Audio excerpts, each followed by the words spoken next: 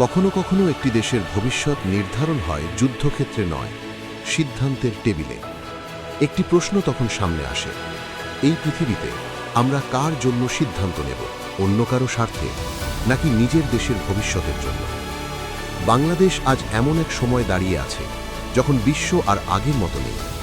এক সময় আন্তর্জাতিক রাজনীতি ছিল দুই ভাগে বিভক্ত, একদিকে এক শক্তি, অন্যদিকে আরেক শক্তি। কিন্তু আজকের বিশ্ব বদলে গেছে।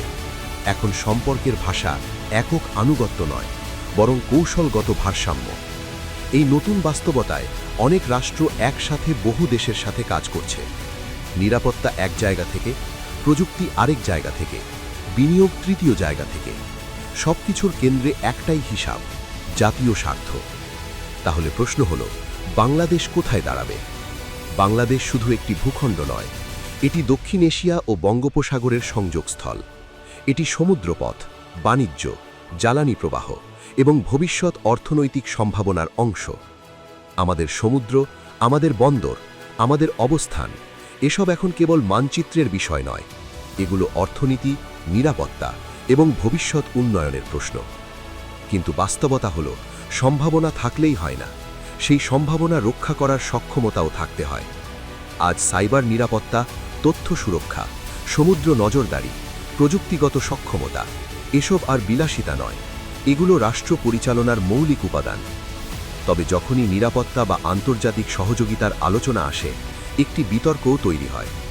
কেউ বলে এতে স্থানীয়তা কমবে, কেউ বলে এতে প্রভাব বলয় তৈরি হবে, আবার কেউ মনে করে যে কোনো নতুন অংশীদারিত্ব মানেই নির্ভরশীলতা।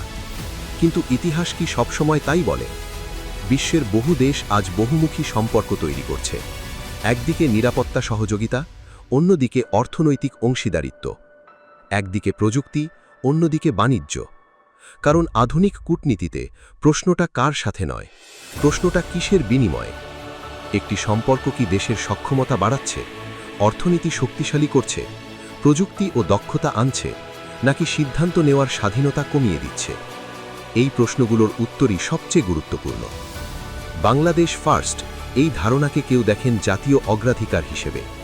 এর অর্থ কারো অধীনে যাওয়া নয়, কারো বিরুদ্ধে অবস্থানও নয়, বরং যে সিদ্ধান্ত রাষ্ট্রের নিরাপত্তা, কর্মসংস্থান, প্রযুক্তি ও ভবিষ্যৎ উন্নয়নে কাজে আসে, সেই সিদ্ধান্তকে অগ্রাধিকার দেওয়া। এই দৃষ্টিভঙ্গিতে রাষ্ট্রের শক্তি আসে আত্মবিশ্বাস থেকে। কোনো দেশের সাথে সম্পর্ক রাখা দুর্বলতা নয়, দুর্বলতা হলো নিজের লক্ষ্য না জানা। বাংলাদেশের সামনে পথ সহজ নয়। বিশ্ব বদলাচ্ছে, ক্ষমতার ভারসাম্য বদলাচ্ছে, অর্থনীতির কেন্দ্র বদলাচ্ছে।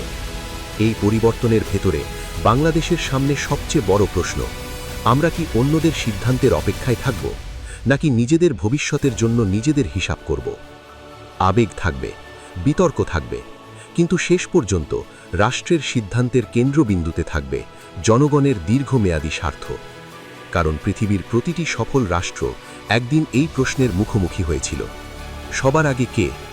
আর তাদের উত্তর ছিল নিজেদের দেশ, সবার আগে বাংলাদেশ।